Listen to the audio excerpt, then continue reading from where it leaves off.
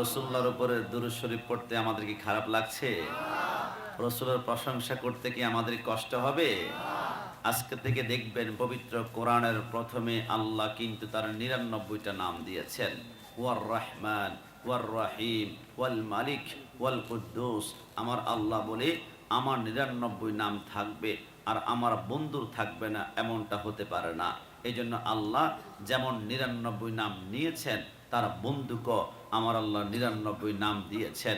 আমার নবী আহমদ, আমার নবী হামেদ, আমার নবী মাহমুদ, আমার নবী কাসেম, আমার নবী আকিব, আমার নবী ফাতে, আমার নবী হাশের, আমার নবী খাতেম, আমার নবী মাহি, আমার নবী দাঈ, আমার নবী সিরাজ, আমার নবী রশিদ, আমার নবী মনির, আমার নবী বশির, আমার নবী নজির, আমার নবী হাদি, আমার নবী মাহদি, আমার নবী ইয়াসিন, আমার নবী তোহা, আমার নবী মুজাম্মিল, আমার নবী মুদ্দাসির, আমার নবী শফি, আমার নবী কলিম, আমার নবী হাবিব, আমার নবী মুস্তফা, আমার নবী মর্তজা, আমার নবী মুস্তফা, আমার নবী মুখতার, আমার নবী নাসির, আমার নবী মনসুর, আমার নবী কায়েম, আমার নবী হাফেজ, আমার নবী শহীদ, আমার নবী আদিল, আমার নবী হাকিম, আমার নবী নূর, আমার নবী বুরহান, আমার নবী হুজ্জা, আমার নবী আবতাহি, আমার নবী মতি, আমার নবী মুমিন, আমার নবী মুজাক্কির, আমার নবী মাওয়াইজ, আমার নবী মাদানী, আমার নবী আরাবি, আমার নবী হাশিমি, আমার নবী তেহামি, আমার নবী হেজাজি, আমার নবী কুরাইশি, আমার নবী রউফ, আমার নবী রহিম, আমার নবী ইয়াতিম, আমার নবী গনি, আমার নবী জাওয়াদ, আমার নবী আউয়াল, আমার নবী আখির, আমার নবী জাহির, আমার নবী বাতিন, আমার নবী ওয়ামা আরসালনাকা ইল্লা রাহমাতাল লিল আলামিন। डॉक्टर इकबाल बोले कि मोहम्मद से वफा तूने तू हम तेरी है, ये सीजे है किया लौहे कालम तेरी है।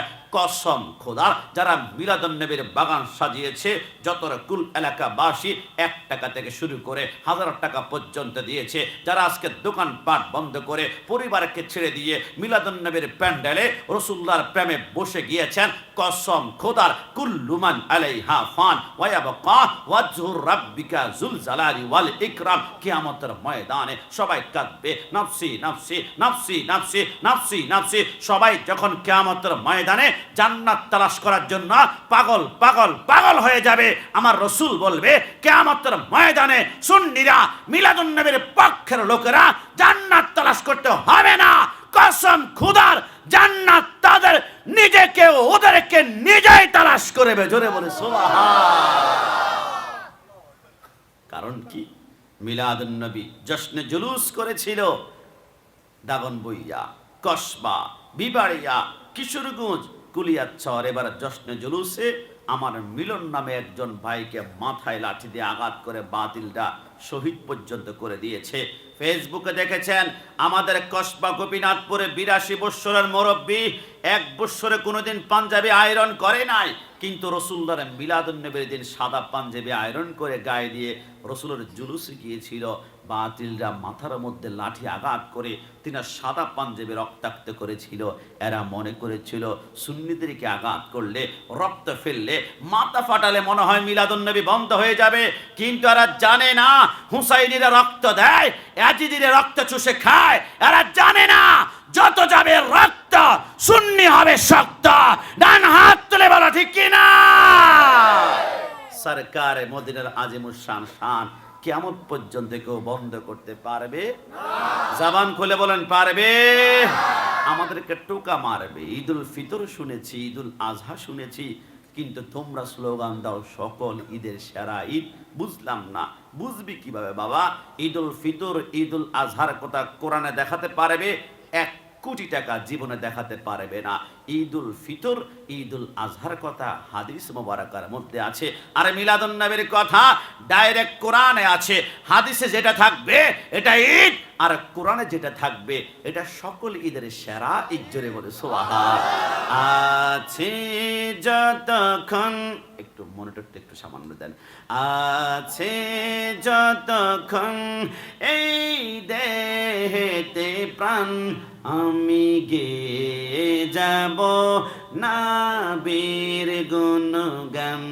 যত দিকে না বাধা ইবলিস শয়তান আমি গে যাব নবীর গুণগান কেউ করবে সুনাম কেউ করবে বদনাম আমি গে যাব নবীর গুণগান ডান হাত তুলে বলো ঠিক কিনা কেউ করবে সুনাম কেউ করবে বদনাম আমি গে যাব নবীর গুণগান খোদা তুমি মোর রব খোদা তুমি মোর রব মোর নবী মোর সব আমি গে যাব নবীর গুণগান বলুন না আমি গে নবীর গুণগান যত দিকে না বাধা ইবলিস শয়তান যত দিকে না বাধা ইবলিস শয়তান আমি গে যাব নবীর গুণগান। যতরকুল এলাকাবাসীর উদ্যোগে মিলাদুন্নবী মাহফিলের সভাপতি মাওলানা মোহাম্মদ সুলাইমান ফারুক মাদ্দাজিরুল আলী আসছিল মাশাআল্লাহ। আপনাদের চন্দনাশের মানুষের হৃদস্পন্দন করে যেন টুকরা বারবার বারবার বারবার তিনি বাদশাহবান হচ্ছে। আমি মনে করি একমাত্র মদিনাওয়ালা কবুল না করলে সুন্নি এরকম একজন আলেম কখনো বারবার হতে পারে না। তিনাকে অভিনন্দন জানিয়ে সবাই জবান করে চিৎকার মেরে একবার বলি মারহাবা। বিশেষ করে আমার উদ্বোধক মাওলানা রমিজউদ্দিন আহমদ সাহেব এবং আমার পূর্বে যিনি চমৎকার আলোচনা করছিলেন, অনেকে আবার তেনাকে আবুল কাশেম নুরুজুর ফটিকপিও বলে যে ওনার মতো চমৎকার আলোচনা করে কণ্ঠস্বর মুফতি মোহাম্মদ নাজিমুদ্দিন নূরি আল কাদরি মাদ্দাজিরুল আলী, বিশেষ বক্তা মাওলানা মোহাম্মদ বোরানুদ্দিন সিদ্দিকের সঞ্চালনায় মোহাম্মদ রাকিব হোসেন সাহেব। আজকের এই মাহফিলে আমার সামনে যারা আছেন অনেকের চেহারা কালো, অনেকে আবার শ্যামলা, অনেকে আবার সুন্দর। যারা সুন্দর এরা তো মুস্কি মুস্কি হাসতেছে, আল্লাহ আমাকে সুন্দর করে বানিয়েছে। আর যারা কালো এবং শ্যামলা মন খারাপ করার কোনো সুযোগ নাই, কারণ এইখান থেকে বসে আমি প্রতিটা চেহারা দেখতে পাচ্ছি খোদার কসম প্রতিটা চেহারা থেকে নূর ঝলমল করছে। জোরে বলে সুবহানাল্লাহ। আমি চিন্তা করলাম সুন্নিদের চেহারা কোনো ফেয়ার লাভলিও মাখে না, সাবান মাখে না, তারপরও সুন্নিদের চেহারা কালো হোক আর শ্যামলা হোক চেহারা কিন্তু নূরে ঝলমল করে ঝলমল করে ঝলমল করে একটি কারণে, কারণ আমরা সুন্নিরা জীবনে কোনোদিন মাটির ব্যবসা করি না। বলো হুজুর বুঝি নাই। আরে বোকা, রাসূলকে আমরা জীবনে কোনোদিন মাটি বলে সম্বোধন করি নাই। আমাদের আকীদা রাসূল হচ্ছে নূরুন আলা নূর। তো রাসূলকে যারা নূর মানবে এদের চেহারা অটোমেটিকলি নূরানি হবে। ডান হাত তুলে বলো ঠিক না? কি রাসূলকে নূর মানতে ভয় পাচ্ছেন? কি কোনো সমস্যা আছে? আমি তো ভাবছিলাম যে মিলাদুন্নবী মাহফিল না দিয়ে জিকরুল্লাহ আল্লাহর জিকির নাম দিতে পারতাম, কিন্তু আমরা দিয়েছি মিলাদুন্নবী। কেন আমরা রাসূলের নামে মিলাদুন্নবী করব? আমরা ক্লাস 8, 9, 10 যারা লেখাপড়া করি অ্যালজেব্রা বীজগণিত অঙ্ক করতে গেলে প্রথম একটা সূত্র আমাদেরকে প্রাথমিকভাবে শিখতে হয় a+b হোল স্কয়ার। এই সূত্র না জানলে যেমন অঙ্কের রেজাল্ট মিলাতে পারবেন না। মিলাদুন্নবী কেন করব? আলা হযরত একটা সূত্র শিখিয়েছেন, खुदा के रदा चाहता है दो आलम, खुदा चाहता है रज़ाए मोहम्मद, तमाम दुनिया चाहे अल्लाह के। আদম সফিউল্লাহ 350 বছর কেঁদেছিল, রব্বানা জলামনা আনফুসানা। আদম সফিউল্লাহর চোখের পানি যদি এক পাল্লা দেওয়া হয় আর দুনিয়ার সমস্ত গুনাহগার বান্দার চোখের পানি অন্য পাল্লায়, আদম সফিউল্লাহর চোখের পানি হবে না। কেন কাঁদলেন? আল্লাহকে রাজি করার জন্য। জাকারিয়া আলাইহিস সালাম গাছের ভিতরে ঢুকে পড়েছিল, ইহুদির বাচ্চারা লোহার করাত দিয়ে তিনারা মাথা থেকে পার তালু পর্যন্ত 2 টুকরা করে ফেলেছিল। একটাবার উফ করলেন না কেন? আল্লাহকে রাজি করার জন্য। ইউনুস আলাইহিস সালাম মাছের পেটে 40 দিন কোন দোয়াটা পড়েছিল? লা ইলাহা ইল্লা আনতা সুবহানাকা ইন্নী কুনতু মিনাজ জালিমিন। একটাবার উফ করলেন না কেন? আল্লাহকে রাজি করার জন্য হযরতে মূসা কালিমুল্লাহ তুর পাহাড়ে উঠে বারবার বলেছিল, রব্বি আরনি, আল্লাহ তোমাকে দেখতে চায়। আল্লাহ বলে, লান তারানি, আমাকে দেখা যাবে না, যাবে না, যাবে না। বারবার দরখাস্ত করার কারণে 70,000 নূরের পর্দা একটু করে ফাঁক করে যখন দিয়েছিল, গোটা তুর পাহাড়টা জ্বলে আমাদের চোখের সুরমা হয়ে গেল। একটাবার উফ করলেন না কেন? আল্লাহকে পাওয়ার জন্য। তামাম দুনিয়া ইব্রাহিম আলাইহিস সালাম নমরুদের আগুনে ঝাঁপ দেয় কেন? আল্লাহকে রাজি করার জন্য। ইসমাইল চিত হয়ে শুয়েছে, বাবা আমার চোখ বেঁধে আমার গলায় ছুরি লাগিয়ে আমাকে কোরবানি করে দাও। একটাবার উফ করলেন না কেন? আল্লাহকে রাজি করার জন্য। তাহলে বুঝলাম আদম থেকে শুরু করে ঈসা রূহুল্লাহ পর্যন্ত সবাই রাজি করতে চায় আল্লাহকে, খুশি করতে চায় আল্লাহকে। ওগো আল্লাহ, আমরা সুন্নি, আমাদেরকে অনেক বাতিল টোকা মারে, আমরা নাকি জিলাপি খোর, আমরা বিরিয়ানি খোর, আমরা তাবারক খোর, আমরা বিদাতি, আমরা মাজার পূজারি, আমরা গরম সুন্নি। আল্লাহ নবীকে ভালোবাসি বলে সুন্নিদের বড় অপরাধ। আল্লাহ একটু জানতে চায়, মিলাদুন নবীর বাগান সাজিয়েছি, এই বাগান থেকে মাইকের আওয়াজ সামনে পিছনে ডানে বামে। যারা মিলাদুন নবীর বিরোধী এরা লজ্জার কারণে প্যান্ডেলে আসে নাই, তবে মাইকের আওয়াজ কিন্তু এরা শুনতে পাচ্ছে। ওগো আল্লাহ জানতে চায়, তামাম দুনিয়া তো তোমাকে রাজি করতে চায়, তোমাকে খুশি করতে চায়। আল্লাহ তুমি কি কাউকে রাজি করতে চাও, খুশি করতে চাও? আমার আল্লাহ বলে, গোটা পৃথিবীর মানুষকে জানিয়ে দাও, তামাম দুনিয়া চায় আমাকে, আমি আল্লাহ চাই একজনকে। তামাম দুনিয়া আমার জন্য পাগল, আমি আল্লাহ একজনের জন্য পাগল। তামাম দুনিয়া আমাকে রাজি করতে চায়, আমি একজনকে রাজি করতে চাই। তামাম দুনিয়া আমি আল্লাহকে খুশি করতে চাই, আমি আল্লাহ একজনকে খুশি করতে তাকিয়ে আছি। আল্লাহ তিনি কে? তার জন্য আমাদের জান কুরবান করব। আমার আল্লাহ বলে কোরআনের ভাষায়, কদ নারা তাকাল্লুবা ওয়াজহিকা ফিস সামাই ফালা নুওয়াল্লিয়ান্নাকা কিবলাতান তারদা। তামাম দুনিয়া চায় আল্লাহকে, আর আল্লাহ চায় রাজি করতে মদিনাওয়ালা নবীকে। জোরে বলি সুবহান। তাহলে বুঝে গেলাম, আল্লাহকে পেতে হলে রাসূলুল্লাহর মিলাদুন নবী করো। রাসূল যদি খুশি হয়ে যায়, আল্লাহ খুশি। আল্লাহ খুশি হয়ে গেলে মাল্লাহুল মাওলা ফালাহুল কুল। জান্নাত তুমি খুঁজতে হবে না, জান্নাত তোমার কদমে এসে চুমা খাবে। একটু জবান খুলে বলে সুবহানাল্লাহ। এই জন্য মনে রাখবেন, তামাম দুনিয়ার কিবলা হচ্ছে আল্লাহ। কে? একটু জবান খুলে কে? শাহাদাত আঙ্গুলটা সবাই উঠাই তো, কে বলুন তো কে? মনে রাখবেন, তামাম দুনিয়ার কিবলা হচ্ছে আল্লাহ, আল্লাহ, আল্লাহ। আর আল্লাহর কিবলা হচ্ছে মদিনাওয়ালা। জোরে বলে সুবহান। গোলাপ নয় নবীজি, গোলাপের বাবা, নবীজি হইলেন কাবার কাবা। ডান হাত তুলে বলো ঠিক কি না? গোলাপ নয় নবী, বলুন না, গোলাপ নয় নবীজি, গোলাপের নবীজি হইলেন কাবার কাবা। নবীজির শোকেতে কাবা হইয়াছে কালা। ইয়া মুহাম্মদ মুস্তাফা নবী সাল্লে আলা, ইয়া মুহাম্মদ মুস্তাফা সাল্লে আলা। শাফায়াতের কান্ডারি, শাফায়াতের দারি মদিনাওয়ালা। ইয়া মুহাম্মদ মুস্তাফা নবী সাল্লে আলা, ইয়া মুহাম্মদ মুস্তাফা নবী সাল্লে আলা। সেই নবীর মিলাদুন নবী আল্লাহ আমাদের সুন্নিদের তাকদীরে রেখেছে, কিসমতে রেখেছে, নসিবে রেখেছে। জবান খুলে একবার বলি আলহামদুলিল্লাহ। আমি যদি আগে জানতাম না, একটা সাবজেক্ট দেখছি সূরা দোহার তাফসীর ও মিলাদুন নবী নিয়ে আলোচনা করার জন্য।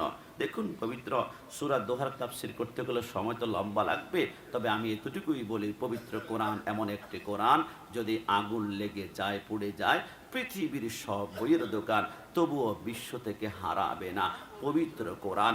কেমন করে কোরআন ধ্বংস হবে? আগুনেরও তেজ আছে বিশ্বভরা লক্ষ লক্ষ কোরআনে হাফেজ। জোরে বলে সুবহানাল্লাহ। পাকিস্তানের সামরিক শাসক মরল দুর্ঘটনা, বিমান দুর্ঘটনায়। ভাই, বিমান পুড়ে ছাই হয়ে যায়, কোরআন পুড়ে না। জোরে বলে সুবহানাল্লাহ। কোরআন এমন একটি গ্রন্থ। খলিফা মনসুর নামে একজন বাদশা ছিল, তিনার মজলিসে প্রত্যেক বছর হিন্দু, বৌদ্ধ, খ্রিস্টান, ইহুদি, নাসারা প্রত্যেক ধর্মের এক একজন লিডার আসতো, এখানে আলোচনা হতো কোন ধর্ম শ্রেষ্ঠ। তো খলিফা মনসুর একদিন দেখলেন এক ইহুদি চমৎকার, তার ব্রেইন, তার ট্যালেন্ট, তার বুদ্ধিমত্তা, বলল ইসলাম গ্রহণ করো, দামি করবে। বলল না, এটা সম্ভব না। তিনি চলে গেলেন। পরের বছর যখন আসলো, মাথায় টুপি, মুখে দাঁড়ে, গায়ে পাঞ্জাবি, জিজ্ঞেস করলো কিরে ভাই তুমি মুসলমান? বলে হ্যাঁ। কিভাবে? তোমাকে গত বছর দাওয়াত করলাম, মুসলমান হলে না 1 বছর পরে। বলে বিশ্বাস করো, এইখান থেকে যাওয়ার পরে হিন্দুদের মন্দিরের সামনে গিয়ে আমি গীতা নামক একটা তাদের যে বই আছে, কিতাব আছে, ওইটা নিয়ে আমি কয়েকটা পৃষ্ঠা আগে পরে করে কয়েকটা শব্দ পরিবর্তন করে উপরের মলার ডালটা আমি সুন্দর করে লাগিয়ে আমি মন্দিরের সামনে বিক্রি করলাম। এরা ডালটা দেখে, উপরের কভার দেখে, চাকচিক্য দেখে, এরা ভিতরের শব্দগুলো কোনো রকমের রিসার্চ ছাড়াই এরা কিনে ফেললো। আমি বৌদ্ধদের চার্চের সামনে গেলাম, খ্রিস্টানদের প্যাগোডার সামনে গেলাম, আমি ওইখানে গিয়ে ত্রিপিটক নিয়ে দাঁড়িয়ে রইলাম, কয়েকটা শব্দ পরিবর্তন করে দিলাম, উপরের মলার ঢাল যেটা আছে কভারটা সুন্দর করে দিলাম, তারা উপরের কভার দেখে নিয়ে গেল।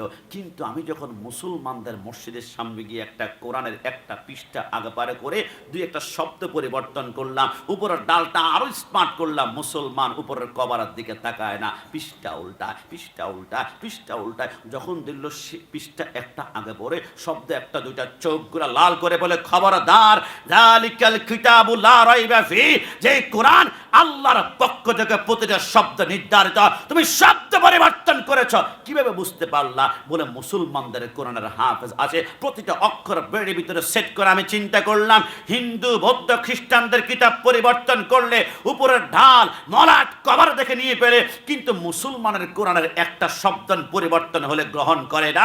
বুঝা গেল এটাই হচ্ছে সর্বশ্রেষ্ঠ ধর্ম, ইন্না দীনা ইনদাল্লাহিল ইসলাম। আর ইসলাম ধর্ম গ্রহণ করে আমি মুসলমান হলাম। যদি বলে সুবহানাল্লাহ। এই জন্য মুসলমানদের চরিত্র হবে সরকারে মদিনার প্রেমের চরিত্র। ওয়াদ্দুহা, ওয়াদ্দুহা শব্দের অর্থ রাসূলুল্লাহর জুলফি মুবারকের কসম। যদি বলে সুবহান। দেখুন আমাদের দেশে আমরা কসম কি বলি? আল্লাহর কসম, খোদার কসম। আমরা বিভিন্ন রকম মাঝে মাঝে বলি মাইকের কসম, মাইকের কসম দিয়ে লাভ হবে না। মাঝে মাঝে বলে পোস্টারের কসম, হবে না। তোর চোখের কসম, কাজ হবে না। কসম হবেই মাত্র একমাত্র আল্লাহর নামে কসম হবে, এছাড়া আল্লাহ। আর যেহেতু কোরআনটা হচ্ছে আল্লাহর সিফাত, আল্লাহর জামানের কথা, ওই কোরআনের কসম হবে। আল্লাহর কোরআন, এই 2 কসম ছাড়া কোনো কসম হয় না। এইগুলা বানোয়াটি, মানুষকে ধোঁকা দেওয়া। আল্লাহ একটু জানতে চাই, তামাম দুনিয়া তোমাকে নিয়ে কসম করে, তুমি আল্লাহ কি কাউকে নিয়ে কসম করো?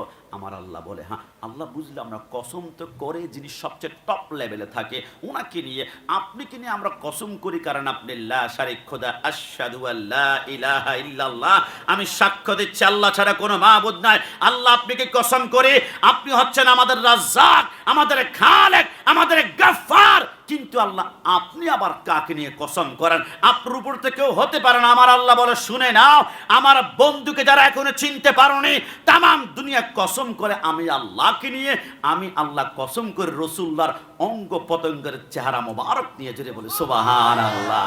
ওয়াদ্দুহা, রাসূলুল্লাহর জুলফি মুবারকের কসম। ওয়াল্লাইলি ইযা সাজা, সরকারে মদিনা সাল্লাল্লাহু আলাইহি ওয়াসাল্লাম রাতের অন্ধকারের কসম। তারপর আমরা আরো কসম পড়েছি পবিত্র কোরআনে অসংখ্য জায়গার ভিতরে, যেখানে আল্লাহ সরকারে মদিনার শানে কসম করেছেন, লা উকসিমু বিহাদাল বালাদ, আমি কসম করছি সে শহরের যেখানে রাসূল আগমন করেছে। আমরা সূরা আসরে পড়েছি, ওয়ালা আসরে, রাসূল যখন দুনিয়ার জমিনে আগমন করেছে ওই সময়ের কসম। এক কথায় আমার আল্লাহ বলে, তামাম দুনিয়া করে আমাকে নিয়ে কসম, আমি করি আমার বন্ধু হাঁটা চলা কথা বার্তা নজর সবকিছুর কসম। একটু জাবান খুলে বলি সুবহানাল্লাহ। ওয়াল্লাইলি ইযা সাজা, মা ওয়াদ্দাআকা রাব্বুকা ওয়া মা ক্বালা, ওয়ালাল আখিরাতু খায়রুল লাকা মিনাল উলা, ওয়ালা সাওফা ইউতিকা রাব্বুকা ফাতারদা। সরকারে মদিনার উপরে অনেক দিন পর্যন্ত আসে না, কোন সূরা নাজিল হয় না। কাফের বেঈমানরা বলে মুহাম্মদের নবুয়ত মনে ক্যান্সেল হয়ে গিয়েছে, পেরেশানির মধ্যে পড়ে গেছে। আমার আল্লাহ বলে, বন্ধু আপনি পেরেশানি হবেন না, এত কিছু নিয়ামত দিব আপনি কল্পনাও করতে পারবেন না। তার মধ্যে একটা নিয়ামত কিয়ামতের ময়দানে সর্বশ্রেষ্ঠ দিয়েছেন, আসা আইয়া বাসাকা রব্বুকা মাকামাম মাহমুদা। আমার নবী মাকামে মাহমুদের মধ্যে সিজদায় পড়ে রব্বি হাবলি উম্মতি বলে কাঁদবেন। জোরে বলে সুবহানাল্লাহ। জমকামার পর্দানি সিংমা বন্যা অন্তরের কান লাগাবেন, একটা কথা মনে রাখবেন, আটলান্টিক মহাসাগরে বলেন, প্রশান্ত মহাসাগরে বলেন, বঙ্গোপসাগরে বলেন, ভারত মহাসাগরে বলেন, কর্ণবলী নদী বলেন, পদ্মা, মেঘনা, যমুনা বলেন, তামাম দুনিয়ার পানিগুলো যদি জাহান্নামের মধ্যে নিক্ষেপ করা হয়, জাহান্নামের আগুনের বিন্দুমাত্র তাপ কমবে না। কিন্তু কসম খোদার রাসূলুল্লাহর প্রেমের কথা শুনে এক ফোঁটা চোখের পানি যদি চোখ থেকে বের হয়ে যায়, আমার আল্লাহ জাহান্নামকে ঠান্ডা করে জান্নাতের বাগান বানিয়ে দিবেন। জোরে বলে সুবহানাল্লাহ। আল্লাহর নবী সরকারে মদিনার ঘরের দরজার মধ্যে ঠক ঠক করে দুইটা আওয়াজ হলো। মা ফাতেমা জিজ্ঞেস করলো, কে? বলে, আনা মালাকুল মউত, আমি হচ্ছি আজরাইল। মা ফাতেমা কাঁদা শুরু করলো, ইয়া রাসূলুল্লাহ, আজরাইল ঘরের দরজার মধ্যে। আমার রাসূল বলে, দরজাখানা খুলে দাও। জমিনটা, পাটা জমিনে, মাথাটা আসমানে। আমার রাসূলের সামনে আজরাইল যখন দাঁড়ালো, আমার রাসূল বলে, কিরে আজরাইল, আমার রূহ কবজ করবে কিনা? আজরাইল বলে, আসসালাতু ওয়াসসালামু আলাইকা ইয়া রাসূলুল্লাহ। রাসূল, তামাম দুনিয়ার ঘরগুলোর ভিতরে আমি অনুমতি ছাড়া প্রবেশ করতে পারি, কিন্তু দুনিয়ার জমিনে দুইটা ঘর আছে যেখানে অনুমতি ছাড়া প্রবেশ করলে আবা ওয়াস্তাকবারা ওয়া কানা মিনাল কাফিরিন, ইবলিসের মতো আল্লাহ আমার জিন্দেগির আমল বরবাদ করে ফেলবে। একটা হচ্ছে রাসূল আপনার ঘর, আর একটা হচ্ছে আহলে বাইত হাসান, হুসাইন, আলী, ফাতেমার ঘর। জোরে বলি সুবহানাল্লাহ। আমার নবী বলে, আজরাইল রূহ কবজ করবে কিনা? আজরাইল বলে, নবী, সৃষ্টি জগতে কারো পারমিশন নিয়ে আমি রূহ কবজ করি না, কিন্তু আমার আল্লাহ পাঠিয়েছে। আমার বন্ধুর সামনে যাও, আমার বন্ধুকে আমি খুশি করতে হবে, বন্ধুকে আমি ফাতার দর রাজি করতে হবে। আমার বন্ধুকে আগে জিজ্ঞেস করবা, আপনার রূহ কবজ করবো কিনা? আমার বন্ধু পারমিশন দিলে রূহ কবজ করবা, পারমিশন ছাড়া যদি একটা পশমে আঘাত করো, জিন্দেগির আমলগুলা মাটির সাথে দলে সাত করে ফেলবো। আমার রাসূল বলে, হে আজরাইল, আমি দুনিয়ার যেমন নবী, কবরে যারা আছে এদের জন্য আমি রাহমাতুল লিল আলামিন। দুনিয়ার মানুষরা কাঁদবে, কিন্তু কবরে গেলে ওদের জন্য ঈদের দিন হয়ে যাবে। আজরাইল, একটু সময় দাও, আমার কন্যা ফাতেমার সাথে শেষবারের মতন একটু কথা বলে। আল্লাহর নবী চোখের পানিগুলো বলে বলে, ফাতেমা, ফাতেমা, লাব্বাইক সাদাক ইয়া রাসূলুল্লাহ। কেন ডেকেছেন এত মায়ার ডাক? জিন্দেগিতে আর দেন নাই, মনে হয় দুনিয়ার জমিনের শেষ ডাক। নবী আমার চোখের পানিগুলা ছেড়ে বলে, ফাতেমা, আমার ডান পাশে যিনি দাঁড়িয়ে আছে, এ মালাকুল মউত স্বামী থেকে স্ত্রীকে নিয়ে যায়, স্ত্রীকে স্বামী নিয়ে যায়। একজন সন্তান প্রসব করেছে, 1 ঘন্টা হয় নাই, মাকে নিয়ে গিয়েছে। সন্তান কোথায় দুধ পান করবে? এত নিষ্ঠুর আজরাইল একটাবার চিন্তা করে না। আরে ফাতেমা, একটু পরে আমি আল্লাহর মহান দিদারে চলে যাব, তোমার কিছু চাওয়ার রয়েছে কি না? মা ফাতেমা বলে, নবী, আপনার কাছে আমি কি চাইবো? আপনি ভালো করেই তো জানেন, আমার ঘরে মাত্র একখানা মাটির পেয়ালা রয়েছে, আমি খানা খাওয়ার জন্য। 2 নম্বর পানির মশক রাখার জন্য ঠান্ডা পানির একটা চামড়ার মশক আছে। নবী, আমার ঘরে সর্বশেষ একখানা নামাজের মুসল্লা মানুষ মনে করবে। ফাতেমার নামাজের মুসল্লা জান্নাতের সরদারিনী, মনে হয় স্বর্ণ রূপা দ্বারা। কিন্তু নবী, আমার ঘরের নামাজের মুসল্লাটা খেজুর গাছের পাতা দিয়ে তৈরি। জোরে বলি সুবহানাল্লাহ। আমার রাসূল বলে, এ ফাতেমা, তারপরও বলো তোমার কিছু চাওয়ার রয়েছে কি না? ইয়া রাসূলুল্লাহ, একটা প্রশ্ন আমাকে বারবার খুঁটে খুঁটে খায়। রাতের বেলা আমি চিন্তা করে, দুনিয়ার জমিন থেকে যাওয়ার পরে কবর, কবরের পরে হাসর, হাসর কিয়ামতের ময়দানে মা সন্তানকে চিনবে না। ইয়াফিরুল মারউ মিন আখি ওয়া উম্মি ওয়া আবি, মা সন্তানকে দেখলে দৌড়িয়ে দৌড়িয়ে পালাতে শুরু করবে, স্ত্রী সন্তানকে দেখলে দৌড়িয়ে পালাতে শুরু করবে, ভাই ভাইকে দেখলে দৌড়িয়ে পালাতে শুরু করবে। ওই কঠিন ময়দানে আপনাকে কোথায় পাবো? নবী আমার কেঁদে বলে, জট্ট কঠিন প্রশ্ন করেছ। এ ফাতেমা, কিয়ামতের ময়দানে একটা জায়গায় তুমি আমাকে পেতে পারো, যেটার নাম হচ্ছে মিজান, যেখানে আমার উম্মতের নেকি এবং বদিগুলা মাপা হবে। আমি রাসূল সেইখানে দাঁড়িয়ে থাকবো, যাতে করে ফেরেশতারা আমার একটা উম্মতকে জাহান্নামে নিতে না পারে। জোরে বলি সুবহানাল্লাহ। ফাতেমা কান্না করে, নবী, নবী আমার, আমি মিজান পাল্লার কাছে গেলাম, কিন্তু আপনাকে পেলাম না। আমার নবী বলে, হাউজে কাউসারের সামনে পাবে। আমি রাসূল যদিও হাউজে কাউসারের মালিক, কিন্তু আমি তো হাউজে কাউসার বন্টন করব না। নবী কে বন্টন করবে? আমার রাসূল বলে, আমার ডানে একজন যুবক থাকবে আর বামে আরেকজন যুবক থাকবে। এই 2 জন যুবককে মৃত্যুর আগ পর্যন্ত যারা মোহাব্বত করতে পারবে, ভালোবাসতে পারবে, এরা হাউজে কাউসার নিশ্চিত পান করবে। নবী, ওই 2 জন যুবক কারা? আমার নবী বলে, একজন হাসান, একজন ইমাম হুসাইন। জোরে বলে সুবহানাল্লাহ। ইয়া রাসূলুল্লাহ, সেইখানে যদি না পায়, আমার নবী বলে পুলসিরাতের গোড়ার মধ্যে পাবে। নবী সেইখানে এখানে যদি না পাই, আমার নবী বলে মাকামে মাহমুদের নিচে সিজদার মধ্যে পাবে রব্বি হাবলি উম্মতি উম্মতি বলে আমি কাঁদবো। মা ফাতেমা জিজ্ঞেস করে, ইয়া রাসূলুল্লাহ, আমার প্রশ্নটা এইখানে, এট এ টাইমে 4টা জায়গার মধ্যে আপনার উম্মত যদি মুসিবতের মধ্যে পড়ে যায়, আপনি একা পক্ষে কিভাবে সম্ভব হবে তাদেরকে রক্ষা করার জন্য? আল্লাহর নবী চোখের পানিগুলো ছেড়ে বলে, ফাতেমা, তুমি আমাকে এখনো চিনতে পারো নাই গো ফাতেমা। দুনিয়ার কোন বাবার মতো আমাকে বাবা মনে করো না, দুনিয়ার কত মানুষের মতো আমাকে মানুষ মনে করো না। এ ফাতেমা, আকাশে যখন বৃষ্টি হয়, বৃষ্টি পড়বে, আকাশে বিজলি মারে ঝিলিক মিলিক করে, ওই বিজলি যেমন সেকেন্ডের ভিতরে তামাম দুনিয়াকে আলোকিত করে ফেলে, আমি বিজলির মতো দৌড়াদৌড়ি করব, একটা উম্মতকে আমি জাহান্নামে যাইতে দিব না। জোরে বলে সুবহানাল্লাহ। জান্নাতের নিশানা আমার নবীর বিছানা, হবে না কবু তাহার তুলনা। সেই তো তুমি ভাগ্যবতী সোনার মাদিনা, আমার প্রাণের মাদিনা, আমার জানের মাদিনা। আগা নবী আসার আগে ছিলে তুমি মরুভূমি, নূর নবীজির কদমে লেগে সোনার চেয়েও দামি। ডান হাত তুলে বলো ঠিক কিনা? নবী আসার আগে ছিলে তুমি মরুভূমি, নূর নবীজির কদমে লেগে হীরার চেয়েও দামি। জিন পরি ফেরেশতা সকল তোমার দিওয়ানা, তাই তো তুমি ভাগ্যবতী সোনার মা, বলো না সোনার মা, আমার প্রাণের মাদিনা, আমার জানের মাদিনা। আরে যুবক আমার, পর্দানিশীন মা বোনরা, আজকে যেই নবীর মিলাদুন নবী কি বিদাত বলছো, কিয়ামতের ময়দানে ওই নবীর সুপারিশ ছাড়া এক জাররা পরিমাণ সামনে তুমি আগাতে পারবে না।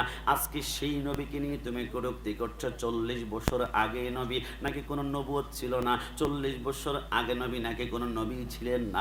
যারা বলবে 40 বছর আগে নবী ছিলেন না, আমি তাদের কাছে 2টা প্রশ্ন রাখবো, আমাকে জবাব দিতে পারবা? আব্দুল মুত্তালিব বলে, শিশু নবীর বয়স যখন 10 দিন হয়ে গেল, হঠাৎ করে হালিমা মক্কা জমিনে আসলো। রাসূলুল্লাহকে যখন হালিমার কোলের মধ্যে দিলাম, হালিমা বলে, আল্লাহর কসম, ওই মুহূর্তে আমার স্তনের ভিতরে 1 ফোঁটা দুধও ছিল না। 2 দিন পর্যন্ত তৃষ্ণার কারণে আমার গলা শুকিয়ে গিয়েছে, আমার 2টা স্তন একদম বুকের সাথে লেগে গিয়েছে। কিন্তু শিশু নবীকে কোলে নিয়ে যখন বুকে একটা চাপ দিলাম, কসম খোদার, আমি দেখলাম রসুল লাগার সাথে সাথে আমার শুকনা স্তনগুলা দুধে গড় গড় করে ভর্তি হতে লাগলো। জোরে বলি সুবহানাল্লাহ।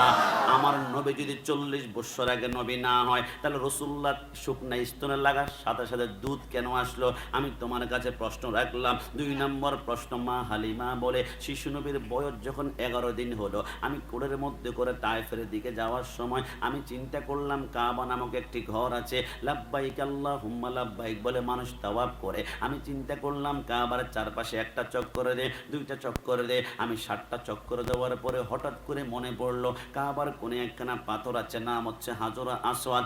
একবার চুমা দিলে জিন্দেগির গুনাহগুলো সেটাকে নিষ্পাপ করে ফেলে। আমি দেরি না করে ওই পাথরটাকে চুমু দেওয়ার জন্য আমি যখন পাথরের দিকে হাঁটতে লাগলাম, কসম খোদার এখনো পাথরের কাছে আমি যেতে পারলাম না। আমি দেখলাম পাথরটা দৌড়ে এসে রাসূলুল্লাহর ঠোঁটগুলা চুমাতে শুরু করলো। জোরে বলে সুবহানাল্লাহ। আরে আমার যুবক ভাইরা, নবী যদি নবুয়তের 40 বছর আগে নবী না হয়, পাথর কেন দৌড়িয়ে আসলো? কসম করে বলি, নবী যদি 40 বছর আগে নবুয়তি না পায়, আমি তোমার কাছে প্রশ্ন, আল্লাহর হাবিবের দুধ মাম্মা হালিমা বলে, রাসূলুল্লাহর বয়স যখন 1.5 বছর হয়েছিল, রাসূলুল্লাহকে দোলনার মধ্যে রেখে আমি একদিন মাগরিবের পরে একটু দোল খাইয়ে আমি ঘরের ভিতরে ঘুমালাম। রাত যখন গভীর হয়ে গেল, হঠাৎ করে বাইরে থেকে একটা আওয়াজ শুরু হয়ে গেল, কিয়ামত কিয়ামত। আমি পাগল পারা হয়ে গেলাম, কিরে কিয়ামত বলে কে চিৎকার করে। আমি ঘর থেকে বের হয়ে দেখলাম আশেপাশের রমণীরা সমস্ত কাপড় চোপড়গুলা ঘর থেকে বের করে, অলংকার বের করে, খাদ্যদ্রব্যগুলা বের করে আমি হালিমা জিজ্ঞেস করলাম, কি রমণীরা তোমরা কেন এই মুহূর্তে কাপড় চোপড়গুলা বের করে ফেলো? ওই রমণীরা বলে, হালিমা পাগল বলো না, একটু আসমানের দিকে তাকাও। মা হালিমা বলে আসমানের দিকে তাকানোর সাথে সাথে আমি থরথর করে কাঁপতে শুরু করলাম। হালিমা কেন?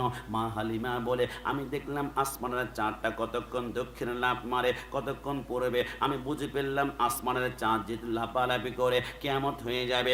এখন আমি হালিমা নিজেও কিয়ামত বলি আমি ঘরে ঢুকলাম, কাপড় চোপড়গুলা বের করলাম, অলংকারগুলা বের করলাম, স্বর্ণ মুদ্রা বের করে সর্বশেষ অজু করার জন্য যে লোটাখানা ছিল ওইখানা নিয়ে রাসূলুল্লাহর দোলনার পাড় দিয়ে যখন ঘর থেকে বের হতে লাগলাম, আমার চোখটা, আমার নজরটা গিয়ে রাসূলুল্লাহর দোলনার উপরে গিয়ে পড়লো। আমি আমার চোখকে বিশ্বাস করতে পারছিলাম না। আমি দেখলাম রাসূলুল্লাহ দোলনার মধ্যে চিত হয়ে শুয়ে আছে, আর একটা আঙ্গুল আসমানের দিকে তাক করে আছে। আঙ্গুলটা যখন দক্ষিণ দিকে যায়, চারটা দক্ষিণ দিকে চলে যায়, আঙ্গুলটা উত্তর দিকে গেলে চারটা উত্তর দিকে চলে যায়। জোরে বলি সুবহানাল্লাহ। মালিমা বলে, সাদিয়া বংশের মহিলারা কসম করে বলি, তোমরা মনে করো আসমানের চাঁদ লাপালাপি করে কিয়ামত হয়ে যাবে। আরে না না, আসমানের চাঁদ লাপালাপি করে, কিন্তু রিমোট তো হচ্ছে আমি হালিমার বারান্দায়। জোরে বলি সুবহানাল্লাহ। ও প্রিয় হাবিবে পাগলের রাখছো কেন দূরে? মদিনা যেতে মন চায় না? না জবান খুলে চায় না? দুই হাত তুলে আল্লাহকে দেখাও, চায় না? একসাথে বলেন না, ও প্রিয় হাবিবে পাগলের দূরে, ও প্রিয় হাবিবে পাগলের রাখছো কেন দূরে? পাগল ছিল হযরত বেলাল, পাইল গো তোমারে, ওই বেলালের মতন পাগল বানাও আমারে। ও প্রিয় হাবিবে পাগলের রাখছো কেন দূরে? পাগল ছিল। পাঠানি আমার সামনে আসো, খণ্ডন করতে পারবা রাসূল কখনো আমার মতো হতে পারে না। এক নাম্বার দলিল, আমরা দুনিয়াতে আগমন করেছি উলুগ্ন অবস্থায়, রাসূল দুনিয়াতে আগমন করেছে জান্নাতের প্রস্তাব। সুবহানাল্লাহ। রাসূল কখনো আমার মতো হতে পারে না। আমরা দুনিয়াতে আগমন করেছি খতনা বিহীন অবস্থায়। 2 বছর 3 বছর পরে সুন্নতে খতনা করা হয়েছে, কিন্তু রাসূলের লজ্জাস্থান দুনিয়ার কোনো মানুষ দেখবে, আমার আল্লাহ বলেন না না, এটা আমি বরদাস্ত করতে পারবো না। এই জন্য আমার আল্লাহ খতনা করানো অবস্থায় রাসূলকে দুনিয়াতে প্রেরণ করেছেন। সুবহানাল্লাহ। রাসূল কখনো আমার মতো হতে পারে না। আমি গোলাম রাব্বানী কাশিমি সর্বোচ্চ 4টা বিবাহ করতে পারবো, এরপর হারাম, এরপর নাজায়েজ, কিন্তু রাসূলুল্লাহ 11টা বিবাহ করেছেন, চাইলে আরো করতে পারতেন। রুখসত, ক্ষমতা, পাওয়ার, ইখতিয়ার দিয়েছেন আমার আল্লাহ। রাসূল কখনো আমার মতো হতে পারে না। আমি কাশিমি মৃত্যুবরণ করলে 4 মাস 10 দিন ইদ্দত পালন করার পরে আমার স্ত্রী আরেকজন স্বামী গ্রহণ করতে পারবে, কিন্তু রাসূলের স্ত্রীরা জিন্দেগি তার কোনোদিন স্বামী গ্রহণ করতে পারবে না, কারণ তাদের লক্ষ্য হচ্ছে উম্মুল মুমিনিন, মুমিনদের মা। মার সাথে সন্তানের কখনো বিবাহ হতে পারে না। রাসূল কখনো আমার মতো হতে পারে না। আমাদের উপরে 5 ওয়াক্ত নামাজ, কিন্তু রাসূলুল্লাহর উপরে 5 নয় 6 ওয়াক্ত নামাজ ফরজ ছিল। ওয়ামিনাল লাইলি ফাতাহাজ্জাত বিহি নাফিলাতাল লাক, রাসূলের উপরে তাহাজ্জুদের নামাজও ফরজ ছিল। রাসূল কখনো আমার মতো হতে পারে না। আমাদের উপরে ইসলামের স্তম্ভ 5টি, কালিমা, নামাজ, রোজা, হজ, যাকাত, কিন্তু রাসূলের উপরে ইসলামের স্তম্ভ 5টি নয়, মাত্র 4টি। কালিমা আছে, নামাজ আছে, রোজা আছে, হজ আছে, যাকাতটা আমার আল্লাহ ক্যান্সেল করে দিয়েছেন। আল্লাহ কেন? আমার আল্লাহ বলে যাকাতের 8টি খাত আছে, তার মধ্যে অন্যতম খাত হচ্ছে গোলামকে যাকাত দেওয়া যায় না। আমার আল্লাহ বলে আসমান জমিনে ডানে বামে সামনে পিছনে যারা আছে সবাই তো রাসূলুল্লাহর গোলাম, সবাই তো রাসূলুল্লাহর গোলাম। এখন রাসূলের উপরে যদি যাকাত ফরজ করা হয়, রাসূল যাকাতটা দিবে কাকে? গোলামকে তো যাকাত দেওয়া যায় না, গোলামকে যাকাত দেওয়া যায় না। আমি আল্লাহ যাকাতটা ক্যান্সেল করে গোটা পৃথিবীর মানুষকে বুঝিয়ে দিলাম, শুনে নাও, তামাম দুনিয়া সবাই হচ্ছে আমি আল্লাহর বান্দা, আর তামাম দুনিয়া সবাই হচ্ছে আমার বন্ধুর গোলাম। জোরে বলি সুবহান। কে রসুলের গোলাম বললে কি কোনো সমস্যা আছে? কি আক্রমণ হওয়ার সম্ভাবনা আছে নাকি? মনে রাখবেন, সরকারের মধ্যে আমার মতন নয়। আমি কাশ্মী প্রস্রাব করলে 1 সপ্তাহ পর্যন্ত মানুষ টিস্যু দিয়ে দুর্গন্ধ হাঁটতে চায় না, কিন্তু রসুল্লাহর প্রস্রাব মোবারক, রসুল্লাহর একজন খাদেম, রাতের বেলা রসুল একদিন প্রস্রাব মোবারক করে মাটির পেয়ালার মধ্যে করে খাটের নিচে ঢুকিয়ে রাখলেন। দুনিয়ার কোনো গল্প, উপন্যাস, প্রবন্ধ বলছি না, মিশকাত শরীফের হাদিসে মোবারকা আমার রসুল প্রস্রাব মোবারক করে মাটির পেয়ালার মধ্যে করে খাটের নিচে ঢুকিয়ে রাখলেন। সকালবেলা হলে ফেলে দিবে। রসুল্লাহর ঘর থেকে একটু দূরে রসুল্লাহর একজন গোলাম, রসুল্লাহর একজন পাগল আশেক উম্মে আইমান, রাতের বেলায় প্রচন্ড তৃষ্ণা, গলা শুকিয়ে গিয়েছে, জিহ্বা দাঁতের মাড়ের সাথে আঠার মতো আটকে যাচ্ছে, জিহ্বা কোনো মতো নাড়াতে পারছে না, পানি নাই, পানি নাই, পানি নাই। উম্মে আইমান কান্না করতে করতে একটা মুচকি হাসি দিল। কিরে উম্মে আইমান, পানি বুঝি পেয়েছো? বলে পানি তো পাই নাই। তো পানি না পাইলে তুমি হঠাৎ কান্না করতে করতে মুচকি হাসলা। আমি চিন্তা করলাম, কান্না করতে করতে মনে পড়লো, কিরে আমি কাঁদি কেন? আমি তো এমন একজন নবীর উম্মত, ওমা আরসালনাকা ইল্লা রাহমাতাল লিল আলামিন, রহমতের কদমে গেলে কোনোদিন খালি হাতে ফেরা যায় না। আমি দৌড় দিয়ে রসুল্লাহর কদম মোবারকে যাওয়ার জন্য রসুল্লাহর ঘরের দরজার সামনে গেলাম। 2টা পা যখন ধাক্কা দিলাম, রসুল্লাহর ঘরের ভিতর থেকে ভু করে মেশকাম্বর মতো একটা গ্রান বের হলো। আমি তন্ন তন্ন, জাররা জাররা, পাত্তা পাত্তা, কোনা কোন আমি খুঁজলাম, কোনো পারফিউমের বোতল নাই, আতরের বোতল নাই, সেন্টের বোতল নাই, গ্রানটা বের হয় কোত্থেকে? আমি খুঁজতে লাগলাম। হঠাৎ করে আমার চোখটা রসুল্লাহর খাট মোবারকের নিচে গেল। আমি দেখলাম মাটির পেলাতে কিছু পানি মণিমুক্তার মতো ঝকঝক করছে। আমি সেই পানির কাছে গেলাম, আমার নাকটা সেইখানে লাগালাম। এটা কি দুর্গন্ধ নাকি সুগন্ধ? নাক লাগিয়েছি, জীবনে কত আতরের গ্রান নিয়েছি, কিন্তু এই পানি থেকে মিশকাম্বরের চাইতে সুগ্রাণ বের হচ্ছে। আমি সেই পানির কাছে গিয়ে 1 ফোঁটা পানি টেস্ট করার জন্য শাহাদাত আঙ্গুল লাগিয়ে জিহ্বাতে লাগালাম। কসম খোদার, জিহ্বাটা সেকেন্ডের ভিতরে মোমের মতো নরম হয়ে গেল। এত স্বাদ, এত মজা জিন্দিগিতে কোনো পানিতে পাই নাই। আমি ডক ডক করে সমস্ত পানি খেয়ে ফেললাম। এবার রাতের বেলায় ঘুম দিলাম। সকালবেলা রসুল ঘুম থেকে উঠে, আইনা উম্মে আইমান, উম্মে আইমান তুমি কোথায়? লাব্বাইকা সাদাইকা রাসূলুল্লাহ। নবী কেন ডেকেছেন এখন বলবেন, জীবনটা সেকেন্ডের ভিতরে কুরবান করব। ফিদাকা আবি ওয়া উম্মি ইয়া রাসূলুল্লাহ। আমার রাসূল বলে, উম্মে আইমান জীবন চাই না, আমার খাটের নিচে মাটির পেলাতে প্রস্রাব মোবারক ছিল, কোথায়? ইয়া রাসূলুল্লাহ, কোনটাকে আপনি প্রস্রাব বলছেন? যেটা থেকে মিশকাম্বরের গ্রান বের হয়, আপনি কোনটাকে প্রস্রাব বলছেন? যেটা দুধের চাইতো সাদা, মধুর চাইতো মিষ্টি। আমার রাসূল বলে, যা জিজ্ঞাসা করছি তা বলো, আমার প্রস্রাব মোবারক কোথায়? নবী, আমার বড্ড তৃষ্ণা লেগেছে, জিহ্বা আটকে যাচ্ছে, আমার জীবন চলে যাচ্ছে, আমি প্রস্রাব মোবারক পান করেছি ইয়া রাসূলুল্লাহ। এত আরামের ঘুম জিন্দিগিতে কোনোদিন হয় না। আমার রাসূল চোখ বড় করে বলে, উম্মে আইমান তুমি কি জানো না, যে পেটে প্রস্রাব ঢুকবো ওই পেট তো জাহান্নামে চলে যাবে। উম্মে আইমান মুচকি হেসে বলে, ওয়াল্লাহ বিল্লাহ তাল্লাহ, 3 বার খোদার কসম করে বলে, নবী আপনার প্রস্রাব মোবারক পান করার কারণে যদি জাহান্নামে 1000, 1 লক্ষ, 1 কোটি বার আমাকে জ্বালিয়ে আঙ্কার কয়লা ছাই বাড়িয়ে ফেলে, আমি বিন্দু মাত্র জাহান্নামকে ভয় পাই না। কেন কেন রসুল, আমি তো প্রস্রাব পান করে নাই। আরে কি বলো? হ্যাঁ রসুল, আমি প্রস্রাব পান করে নাই, আমি প্রস্রাব মোবারক পান করেছি, মোবারক পান করেছি। আমার রসুল বলে, ভয় নাই তোমার ভিতরে?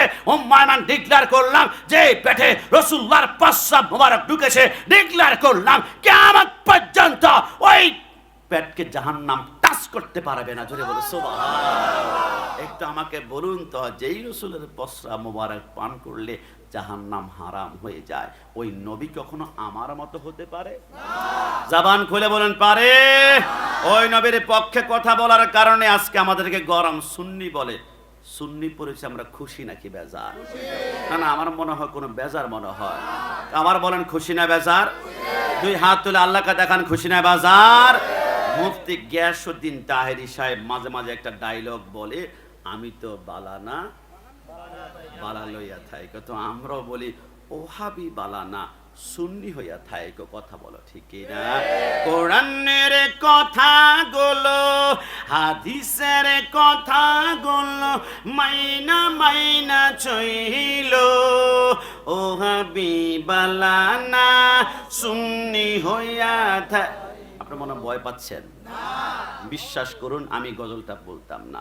এই যে আমি ওহাবি শব্দটা উল্লেখ করেছি, সকালবেলায় আপনাদের টং দোকানে, চায়ের দোকানে দেখবেন অনেক মুরব্বী চায়ের কাপ হাতের মধ্যে নিয়ে বলবে, ছেলেটা তো 40 মিনিট ভালোই আলোচনা করছিল, লাস্ট আবার ওহাবি সুন্নি এইগুলা বলার কি দরকার ছিল? কসম খোদার, ওহাবি শব্দ শুনলেই যাদের মাথার রক্ত গরম হয়ে যায়, আমি দায়িত্ব নিয়ে বললাম এদের ইমানে ক্যান্সার ক্যান্সার ক্যান্সার হয়েছে। কথা বলো ঠিক কিনা? কিন্তু আমি এখানে 3 বার বসে আমি সুন্নি সুন্নি বলেছি। আমি কি দরজা বন্ধ করে গোপনে গোপনে বলেছি? মাইক লাগিয়েছি। পারলে C C C Chattogram city কর্পোরেশনের কোনায় কোনায় 1 লক্ষ মাইক লাগাও, হাত্তা মাতলাইল ফজর, এইখানে বসে 1 লক্ষ বার আমি বলবো আমি সুন্নি আমি সুন্নি আমি সুন্নি। কিন্তু যতরকুল এই মুহূর্তে আমার সামনে যারা আছে, একজন বাপের বেটা কি আছে মাইকের সামনে এসে বলবো হুজুর আমি ওহাবি, আমার জন্য খাস করে একটু দোয়া করিয়েন। মানুষ থুতু মারতে মারতে কর্ণপলে নদীর মধ্যে নিক্ষেপ করবে, কারণ এটা অবৈধ পরিচয়, এটা জাহান্নামী পরিচয়, এটা দুশমনের রসুলের পরিচয়। কিন্তু আমি সুন্নি বললে আমি ভয় পাই না, আমার ডর লাগে না, আমার ভয় লাগে না, মানুষ আমাকে গালি দেয় না। একটা কারণে আমরা জানি 73 দলের একটা দল হবে জান্নাতি, ওই দলের নাম হচ্ছে আহলে সুন্নাত ওয়াল জামাত, আর সংক্ষিপ্ত ভাষা বলা হয় সুন্নি। তো সুন্নিরা যেহেতু জান্নাতি দল, জান্নাতে পরিচয় দিতে আমাদের ভয় লাগে না, ডর লাগে না। শহীদ নুরুল ইসলাম ফারুকের গলায় ছুরি লাগিয়ে দিয়েছিল, তিনি বলেছিলেন সুন্নিরা জীবন দিবে কিন্তু কখনো ঈমান বিক্রি করবে না। ডান হাত তুলে বলো ঠিক কি না? সব কোরবান করা যায় কিন্তু সুন্নিরা সব দিবে। রাসূলুল্লাহর প্রেমের ঈমান কোনোদিন বিক্রি করতে পারে? আপনাদেরকে মাঝে মাঝে সুন্নি বলে টোকা দিলে রাগ করবেন না, কারণ আমরা সুন্নতের অনুসারী। সরকারে মদিনা সুন্নত আমাদের জীবনের লেবাস। আমি করজোরে প্রার্থনা করব আমরা সুন্নি প্রকৃত তখনই হব রাসূলের প্রত্যেকটা সুন্নাত যদি আমাদের জীবনের লেবাস বানাতে পারি। আপনি অবাক হবেন, আপনি মৃত্যুবরণ করলে আপনার গায়ে যদি 1000 সুন্নাত থাকে, মেসওয়াক থাকে, আতর থাকে, সুরমা থাকে, নিঃশ্বাস বন্ধ হলে সব খুলে ফেলা হবে, কিন্তু একটা সুন্নাত কবরে যাওয়ার সময় কোনো বাপের বেটা খুলতে পারবে না, জুদা করতে পারবে না, আলাদা করতে পারবে না। একটা সুন্নাত নিয়ে রাসূলুল্লাহর সামনে কবরে দাঁড়ানোর একমাত্র সুযোগ আছে, এটা সুন্নতের লাহিয়া দাঁড়ি। একটু জবান খুলে বলে সুবহানাল্লাহ। বিশ্বাস করেন এই দাঁড়ি রাখেন, জেনা করতে যাবেন, চি আমার মুখে না দাঁড়িয়ে আমি কিভাবে জেনা করব? দাঁড়িয়ে আপনাকে জেনা থেকে হেফাজত করে ফেলবে। আপনি টেবিলের নিচ দিয়ে বাম হাত দিয়ে গোশ খাবেন, চি আমার মুখে না দাঁড়িয়ে আমি কিভাবে গোশ খাবো? ওজন কম দিবেন, চি আমার মুখে না দাঁড়িয়ে। এই দাঁড়িয়ে হাজারো পাপ থেকে আল্লাহ রাব্বুল আলামিন হেফাজত করে ফেলবে। রাসূলের সুন্নাত আমাদের জীবনে লেবাস বানান। রাসূল বলেছেন মাঝে মাঝে তোমরা বৃষ্টিতে একটু করে ভিজো। অনেক মুরব্বী আনিকারাম বলে বৃষ্টিতে ভিজিও না, বেশি ভিজলে জ্বর সর্দি চলে আসবে। কিন্তু রাসূল সরকারে মদিনা যতবার ঘর থেকে বের হতেন, বৃষ্টি আসতো, রাসূল এক হয় হাত ভিজাতেন আর না হয় সিনা পর্যন্ত বৃষ্টিতে এরকম ভিজিয়ে আবার আসতেন। নবী এমন করছেন কেন? মা আয়েশা সিদ্দিকা বলে আমি যখন জিজ্ঞাসা করলাম, নবী আমার বলে আয়েশা এই বৃষ্টি যদি কোনো মতো রহমতের বৃষ্টি হয়ে যায়, রহমতের বৃষ্টি যদি 1 ফোঁটা পশমের গোড়ায় একবার টাচ করে, জীবনে কোনোদিন ক্যান্সার হবে না। জোরে বলে সুবহানাল্লাহ। রাসূলের সুন্নাত সহজ। রাসূল বলেছেন তোমরা অসংখ্য সবজি খাও, টমেটো, গাজর, কাঁচামরিচ, ধনিয়া পাতা, কিন্তু আমি রাসূলের পছন্দের সবজিটা মাঝে মাঝে টেস্ট করবা। জীবনে যদি ভালো না লাগে কখনো বলিও না আমার ভালো লাগে না। আমার পছন্দনীয় সবজির নাম লাউ বা কদু। একটু জবান খুলে বলে সুবহানাল্লাহ। কিন্তু আমরা কদু কিনারে পরে ব্যাগের মধ্যে নিয়ে দাম দাম করে পায়ের সাথে বাড়ি খাওয়াই। একটা বার চিন্তা করবেন, রাসূলুল্লাহর পছন্দের খাবার পায়ের সাথে না লাগিয়ে একটু কাঁধে অথবা বুকে নিয়ে হাঁটার চেষ্টা করব। অনেকে হয়তো বা হাসবে, গোলাম রাব্বানি কাশিমি 70 টাকা দিয়ে লাউ কিনে কাঁধে নিয়েছে, বুকে নিয়েছে, কি এটা গোল্ড নাকি, হীরা নাকি, স্বর্ণ নাকি? আরে মানুষ হাসুক না। মদিনাওয়ালা যখন দেখবে আমার পছন্দের খাবার আমার উম্মত কাঁধে আর বুকে নিয়েছে, রাসূল একটা মুস্কি হাসি দিলে চোখের পলকে পুলসে রাত পার হবে। জোরে বলে সুবহানাল্লাহ। রাসূলের সুন্নাত আমার মা বোনরা সহজ। রাসূল বলেছেন খাওয়ার আগে অথবা খাওয়ার পরে তোমরা 1 চিমটি লবণ খাও। খাওয়ার আগে অথবা পরে 1 চিমটি লবণের ভিতরে 70টা রোগের শেফা আছে। একটু জবান খুলে বলে সুবহানাল্লাহ। আমার ভাইয়ারা, বৈজ্ঞানিকরা আজ থেকে 70 বছর 50 বছর আগে আমার মুরব্বী আব্বাদেরকে জিজ্ঞেস করুন, ওরসেলান নামে কোনো স্যালাইন ছিল না। যখন কারো ডায়রিয়া পাতলা পায়খানা হতো, 1 গ্লাস পানি, 1 চিমটি লবণ আর 1 চিমটি চিনি দিয়ে চামচ দিয়ে ঠক ঠক করে 2টা বাড়ি দিয়ে বলতো বিসমিল্লাহ করে খেয়ে নাও। কিন্তু বৈজ্ঞানিকরা চিন্তা করলো ডায়রিয়া পাতলা পায়খানা ওরসেলান কিভাবে আমরা বানাবো? ওই যে রাসূল বলেছেন 1 চিমটি লবণের ভিতরে 70টা রোগের শেফা। বৈজ্ঞানিকরা লবণের হাদিস থেকে ওরসেলান বানিয়েছে, তাই তো ওরসেলান খাওয়ার সময় দেখবেন একটু লবণ লবণ অনুভব হয়। জোরে বলে সুবহানাল্লাহ। আমার রাসূল সমস্ত বৈজ্ঞানিকদের মহাগুরু, সমস্ত ডাক্তারদেরও ডাক্তার। রাসূল বলেছেন বেশি করে গরুর দুধ খাও, গরুর গোশত কম। রাসূল কেন? আমার রাসূল বলে গরু যখন ঘাস খায়, ঘাসের ভিতরে 2টা ক্যালসিয়াম, একটা শরীরকে ক্ষতি করবে আর একটা শরীরকে সুস্থ করবে। নেগেটিভ যে ক্যালসিয়াম, এটা গরু খেলে গরুর গোশতের ভিতরে ঢুকে যায়। ডাক্তার বলে একটু গরুর গোশত কমাই খাবেন, কোলেস্টেরল বাড়বে, চর্বি বাড়বে, পেট বাড়বে অথবা ডায়াবেটিস বাড়বে, কিন্তু গরুর দুধ একটু বেশি করে খাবেন, কারণ দুধ এটা দুনিয়ার খাবার নয়। বর্তমান ডাক্তার বলে পরীক্ষা হচ্ছে, তোমার পরীক্ষা চলছে, হ্যাঁ, তাহলে পরীক্ষা যাওয়ার আগে 1 গ্লাস দুধ খাবা, ব্রেন তোমার শার্প থাকবে। এটার নাম দিয়েছে আইডিয়াল ফুড, আদর্শিক খাবার। আর তোমরা 2024 সালে নাম দিয়েছো আদর্শিক খাবার। 1450 বছর আগে নবী আমার বলে গিয়েছে দুধ বেশি করে খাও, কারণ জান্নাতে 4টা নহর পাওয়া যাবে, মধুর নহর, শরাবের নহর, আর একটা হচ্ছে দুধের নহর। জোরে বলি সুবহানাল্লাহ। রাসূলের সুন্নাত, রাসূল বলেছেন তোমার ঘরে খাবার নাই, সকালে ব্রেকফাস্ট, দুপুরে লাঞ্চ, রাতের ডিনার, তোমার ঘরে টাকা নাই, তরকারি নাই, লবণ নাই, তোমার ঘরে চাল নাই, কি করবে তুমি? এখন তোমার এনার্জি, শরীর যদি দুর্বল হয়ে যায়, যদি পারো 3টা খেজুর খাবা, 24 ঘন্টার ভিতরে আর তোমার কোনো খাওয়া লাগবে না। কারণ ভাত তরকারি দুনিয়ার যত আইটেমের খাবার খাও, সর্বোচ্চ যোগ করলে 90টা প্রোটিন ক্যালসিয়াম হবে, আর একটা খেজুরের ভিতরে 180টা প্রোটিন ক্যালসিয়াম আমার আল্লাহ ঢুকিয়েছেন। ধরে বলে সুবহানাল্লাহ। রাসূল বলেছেন তোমাদের ঘরে ফ্রিজ লাগবে না, টিভি লাগবে না, টাইলস লাগবে না, এসি লাগবে না, ফ্রিজে খাসি, কোরাল, ইলিশ কিছুই লাগবে না, ঘরটা শান্তির বাণী হয়ে যাবে। তবে 2টা সুন্নাত তোমার ঘরে ঢুকাতে হবে। বলে কি? আমার রাসূল বলে ঘরে ঢোকার সময় স্ত্রীর দিকে তাকিয়ে মুস্কি হাসে, আসসালামু আলাইকুম ওয়া রাহমাতুল্লাহ। সালামটা শেষ, স্ত্রীর দিকে একটা মুস্কি হাসি দিবা, কারণ 12 ঘন্টা বাচ্চা লালন পালন করেছে, রান্না বাড়া করেছে, ঘর গুছিয়েছে, ক্লান্ত না।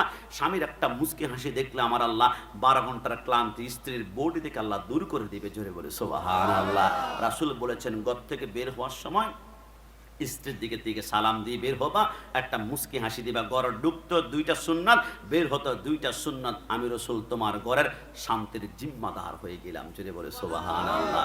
আমাদের ঘরে এখন মুস্কি হাসি নাই, মুস্কি হাসি পাওয়া যায় বাগিচার হাট কসমেটিক্স দোকানে, মুস্কি হাসি পাওয়া যায়। খালাম্মা ভালো আছেন? আপু কতদিন, ভাবি আপনি আসেন না কেন? কি পরিমাণ হাসি আর হাসি। কিন্তু ঘরে ঢুকলে হলুদ কেন কম হয়েছে, লবণ কেন বেশি হয়েছে, বাচ্চা কন্ট্রোল করতে পারো না, সারাদিন বাইরে হাসছো আর ঘরের ভিতর রাগ। কিন্তু তোমার দরকার ছিল ঘরের ভিতরে স্ত্রীর সাথে মুস্কি হাসা।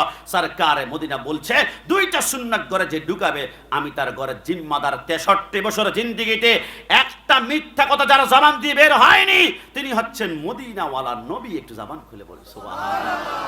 যুবক আমার, পর্দানিশীল মা বোনেরা, একদম সর্বশেষ কথা, রাসূলের সুন্নাত আমাদের জীবনের লেবাস বানাবো। কারণ আমরা দুনিয়ার জমিনে সেলুনের ভিতরে গেলে আমরা বলে চুলের কাটিংটা নেইমার স্টাইলে, মেসি স্টাইলে, রোনালদো স্টাইলে আমরা বলি, কিন্তু রাসূলের সুন্নতের স্টাইল তো আমরা ফলো করতে পারলাম না। আমার রাসূল যতবার রাস্তা দিয়ে হাঁটতেন, সিদ্দিক আকবর বলে আমরা দেখতাম রাসূলের কোমরের মধ্যে একটা কসমেটিক বক্স থাকতো। কসমেটিক বক্স মানে রাসূল ওইগুলা দিয়ে নিজেকে একটু ডেকোরেট করতেন, সুন্দর করতেন। আমার মা বোনদের কসমেটিক বক্সের ভিতরে লিপস্টিক থাকে, আইলাইনার থাকে, নেল পালিশ থাকে, কাজল থাকে, কিন্তু রাসূলুল্লাহর কসমেটিক বক্সের ভিতরে একটা নয়, 2টা নয়, সব সময় 5টা জিনিস থাকতো। একটু জবান খুলে বলি সুবহানাল্লাহ।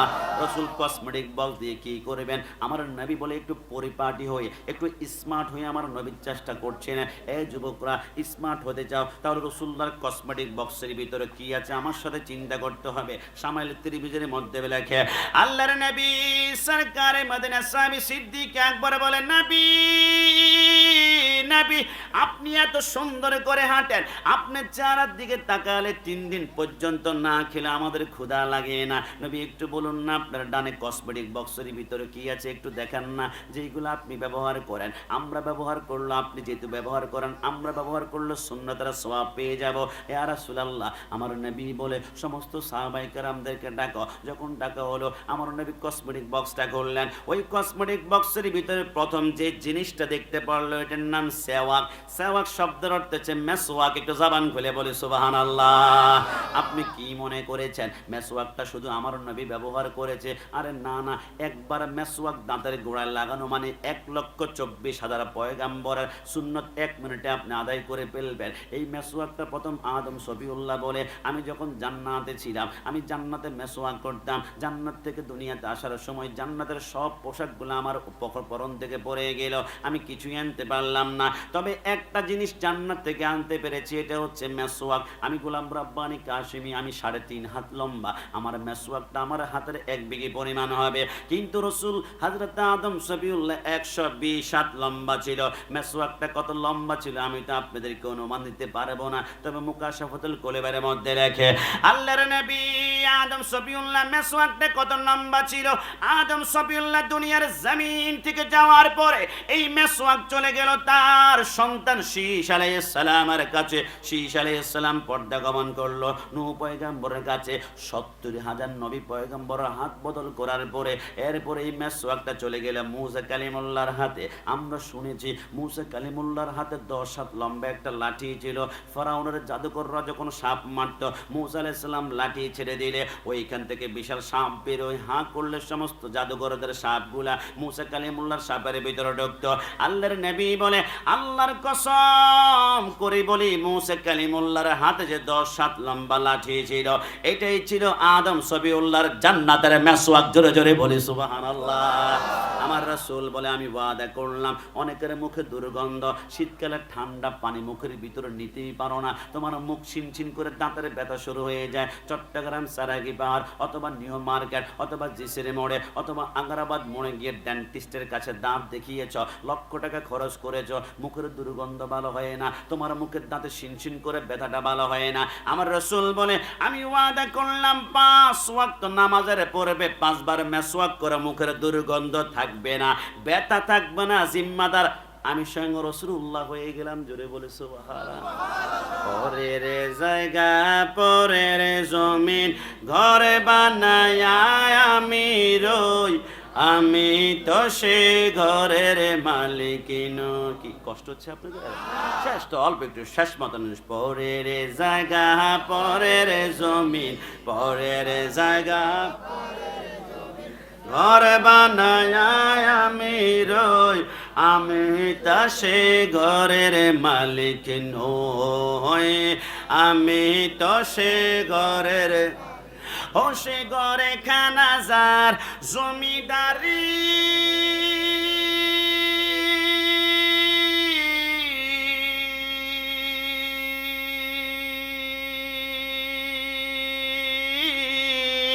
আমি পাই না তাহার হুকুম জারি,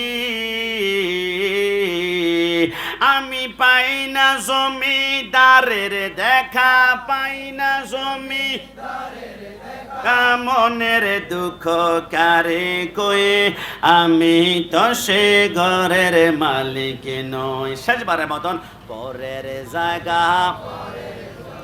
ঘর বানায়া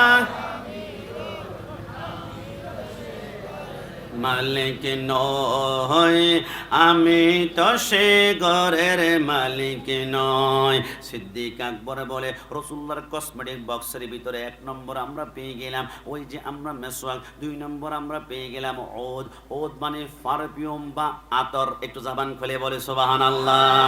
আপনি বিশ্বাস করেন আমি একবার আন্দরকিল্লা গিয়েছিলাম যেখানে আতর বানানোর ফ্যাক্টরি রয়েছে। আমি মুস্কি হেসে বললাম, বলে হুজুর আপনার ওয়াজ মাঝে মাঝে দেখি। আমি বললাম বাদ দাও না, আমাকে একটু বলো আতরটা কিভাবে তুমি আবিষ্কার করো। বলো হুজুর বিশ্বাস করবেন না, অবাক ব্যাপার, তাজ্জব ব্যাপার, খুবই হতবাকের ব্যাপার হচ্ছে দুনিয়ার সব কেমিক্যাল দিলে আতর হয় না, সব কেমিক্যাল দেওয়ার পরও গ্রানটা বের হয় না, যতক্ষণ না পর্যন্ত গোলাপ ফুলের একটা পাপড়ি অথবা গোলাপ ফুলের একটা পাতা আমরা আতরের মধ্যে না লাগাই, সুগ্রানটা বের হয় না। আমিও চিন্তায় ভেঙে পড়লাম কেন।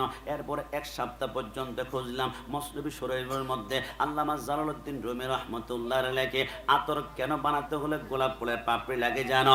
আল্লাহর নবী সরকারে মদিনার নূর মুবারক আমার আল্লাহ সৃষ্টির প্রথমে যখন সৃষ্টি করলেন, ওই সরকারে মদিনা 14,000 বছর পর্যন্ত আর শুরু করে সিজদার মধ্যে পড়ে জিকির করেছিলেন ইল্লাল্লাহ ইল্লাল্লাহ ইল্লাল্লাহ। আমি কাশিমি যদি 1 ঘন্টা জিকির করি আমার কপালে ঘাম চলে আসে। রাসূলুল্লাহ 14,000 বছর পর্যন্ত জিকির করার কারণে রাসূলুল্লাহর কপাল মোবারকে 1 ফোঁটা ঘাম আসার সাথে সাথে ওই ঘাম মোবারকটা যখন জমিনের মধ্যে পড়লো, দুনিয়ার যত ফুল আছে ফ্লাওয়ার আছে রাসূলুল্লাহর সে ঘাম মোবারকটাকে চুমু দেওয়ার জন্য দুনিয়ার সব ফুলগুলার রেস লাগিয়ে দিল, দৌড় লাগিয়ে দিল, প্রতিযোগিতা লাগিয়ে দিল।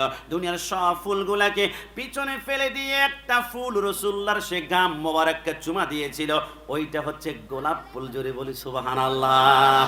আমার আল্লাহ বলে এই জন্য গোলাপ ফুলের ভিতরে যদি রাসূলুল্লাহর ঘাম মোবারকের ঘ্রাণ রয়েছে, ওইটা যতক্ষণ না আতরের ভিতরে না ঢোকাবা অতক্ষণ পর্যন্ত আতরের ঘ্রাণ বের হবে না।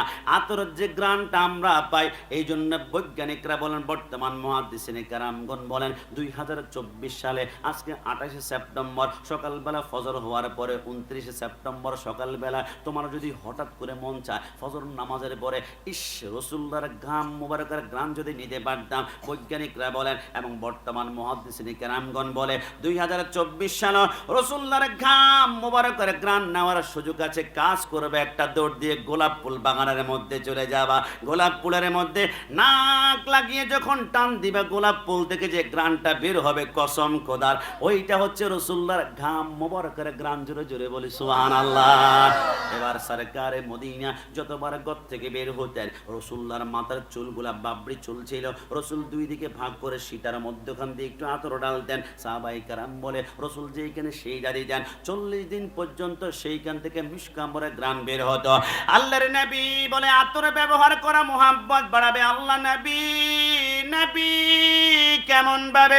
আমার নবী বলে তাহলে তোমার বন্ধুর সাথে সাক্ষাৎ করো, গায়ের মধ্যে দুর্গন্ধ, তোমার বন্ধু কোলাকুলি দেওয়ার যদিও চিন্তা ছিল গামের দুর্গন্ধের কারণে তোমার সাথে কোলাকুলি দিবে না, দোস্ত অন্য সময় দেখা হবে আবার আসবো, কিন্তু তোমার সাথে কোলাকুলি করার কোনো চিন্তা ছিল না। তুমি ঘর থেকে বের হওয়ার সময় আতর মারলা, কানের লতির মধ্যে একটু একটু করে আতর লাগালা, তোমার বন্ধুর সাথে দেখা হলো, তোমার বন্ধু কোলাকুলি দেওয়ার যদি চিন্তা নাও থাকে সুগ্রানের কারণে বলবে বন্ধু অনেক দিন পরে দেখা হয়েছে, আয়না একটা কোলাকুলি দে।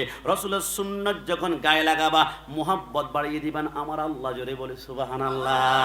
হ্যাপি ভ্যালেন্টাইন ডে, বিশ্ব ভালোবাসা দিবস 14 ফেব্রুয়ারি আসলে আপনি দেখবেন রজনীগন্ধা 2 টাকা দিয়ে কেউ কিনে না, জবা ফুল কেউ কিনতে চায় না, গাঁদা ফুলকে কিনতে চায় না, কিন্তু একটা গোলাপ 50 টাকা, 100 টাকা, 5000 টাকা, 500 টাকা পর্যন্ত কেনার জন্য পাগল হয়ে যাবে। আর কেন কেন? কারণ গোলাপ ছাড়া ভালোবাসা আমার আল্লাহ বৃদ্ধি করে না। জোরে জোরে বলে সুবহানাল্লাহ। আরে যুবক আমার, রাসূলুল্লাহর কসমেটিক বক্সের 3 নম্বরে ছিল নবী। নবী কি একটু বলুন না? আমার নবী বলে আমার কসমেটিক বক্সের ভিতরে 3 নম্বরে ছিল ওয়াত্তিনি ওয়াজ্জাইতুনি ওয়া তুরি সিনিন ওয়া হাদাল বালাদিল আমিন আইমামুল আউয়ালিনাল আখিরিন বাহর সাদাকা রাহমাতাল লিল আলামিন সাইয়্যিদুল কাওনাইন খাতমুল মুরসালিন আখিরামাত বুদে ফখরুল আউয়ালিন শুধু আজুদাস রাহমাতাল লিল আলামিন মসজিদ জিদে ও সুদ হামারো এ জামি, জোরে বলে সুবহানাল্লাহ। 3 নম্বর কসমেটিক বক্সের ভিতরে ছিল জাইতুনের তেল। জাইতুনের তেল মানে বাগেছার হাটে আমাদের আশেপাশে যে সয়াবিন তেল পাওয়া যায়, সরিষার তেল পাওয়া যায়, পামল পাওয়া যায়, ওইগুলা না। জাইতুনের তেলকে বর্তমানে মার্কেটে শুদ্ধ ভাষায় বলা হয় অলিভ অয়েল। 1 কেজির দাম 700, 800, 900 টাকা। আমার রসুল বলে অলিভ অয়েল জাইতুনের তেল প্রত্যেক দিন একবার যদি মাখতে পারো, জিন্দিগিতে শরীরে কোনোদিন কুষ্ঠ রোগ এবং চর্ম রোগ হবে না। একটু জবান খুলে বলে সুবহানাল্লাহ। রসুল কসমেটিক বক্সের ভিতরে 4 নম্বর কি? সাহাবায়ে কেরাম বলে খুললাম, আমরা দেখলাম কসমেটিক বক্সের ভিতরে 4 নম্বর আছে তাকলিল। তাকলিল শব্দটা দাঁতের চিবাই খিলাল করা। রসুল কেন? আমার রসুল বলে খাওয়ার পরে মাছের দানা, ভাতের দানা, খাদ্যের দানা যদি দাঁতের চিপার মধ্যে আটকে থাকে, 12 ঘন্টা পর্যন্ত চিপার মধ্যে পড়েই থাকে, তাহলে সেটা পচবে, ওইখানে ব্যাকটেরিয়া তৈরি করে তোমার দাঁতের চিবায় ব্যথা তৈরি করবে। আমি রসুল্লাহ উম্মতের ব্যথা সহ্য করতে পারি না। লাকাদ জাআকুম রাসূলুম মিন আনফুসিকুম আজিজুন আলাইহি মা আনিতুম হারিসুন আলাইকুম বিল মুমিনিনা রাউফুর রহিম। আল্লাহর নবী বলে, হে আমার উম্মত, তোমরা খাওয়ার পরে দাঁতের সামনে এইরকম হাত দিয়ে তোমরা তাখলিল করো। খিলাল করলে দাঁতের চিবা থেকে খাদ্যের দ্রব্যগুলা, মাংসের টুকরা যখন বের হয়ে যাবা, তোমার দাঁতগুলো দুর্গন্ধ হবে না, ব্যথা হবে না। তুমি উম্মত সুস্থ থাকলে আমি রাসূলুল্লাহ, আমি নিজেও সুস্থ থাকি। একটু জবান খুলে বলি সুবহানাল্লাহ। কসমেটিক বক্সের ভিতরে সর্বশেষ যে জিনিসটা ছিল, এটার নাম ছিল চিরুনি। চিরুনি, চিরুনি, একটু জবান খুলে বলি সুবহানাল্লাহ। এই মিছে দুনিয়ায় তুমি থাকবা কতদিন, এই মিছে দুনিয়ায় তুমি থাকবা কতদিন। হঠাৎ করে ওঠে বেজে, হঠাৎ করে ওঠে বেজে, চলে যাওয়ার বিন থাকবা কতদিন। বলো না, এই মিছে তুমি থাকবা এ দুনিয়ার মিছে মায়ায় আছো তুমি ডুবে, একবারও ভাবনি তোমায় চলে যেতে হবে। ডান হাত তুলে বলো ঠিক কিনা। এ দুনিয়ার মিছে মায়ায় আছো তুমি ডুবে, একবারও ভাবনি তোমায় চলে যেতে হবে। কি হিসাবে দেবে তুমি,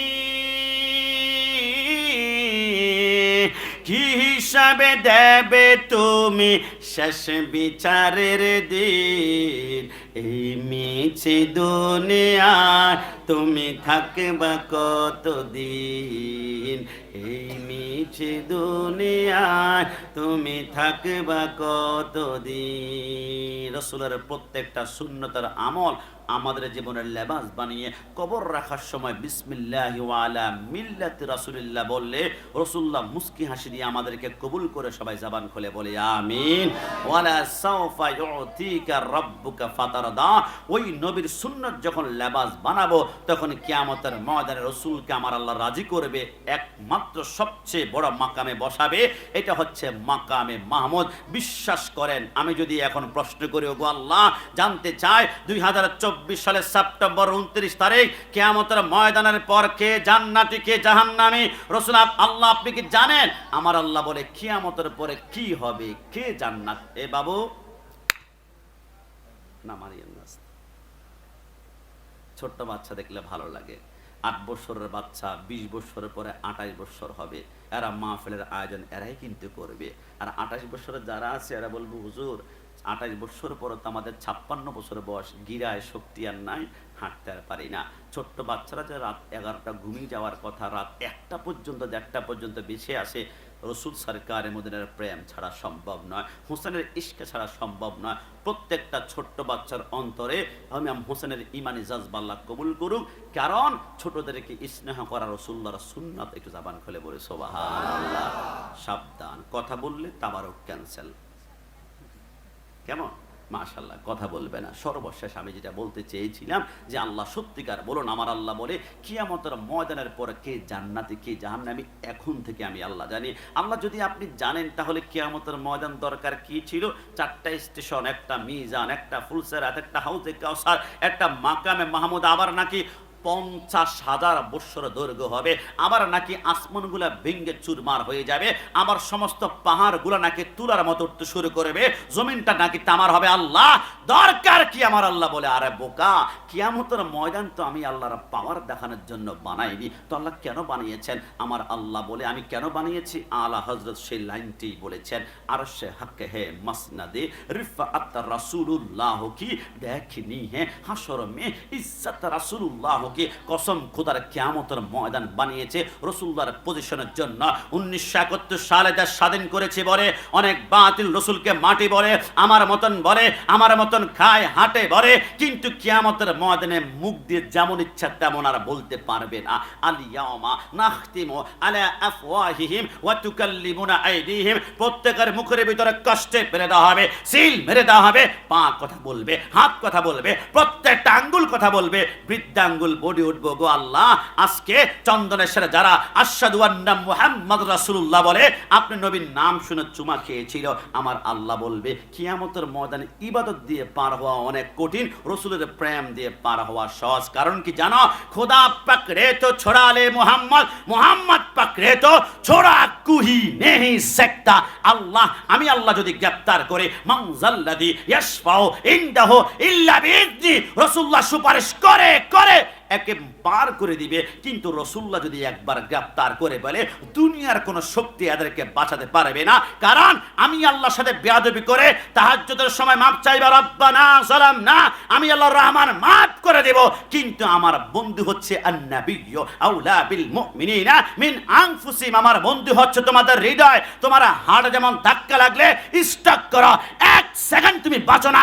আমার বন্ধুর সাথে বেয়াদবি করলে তোমার ঈমান 1 সেকেন্ড আর টিকে থাকবে না। কথা বলুন ঠিক কিনা?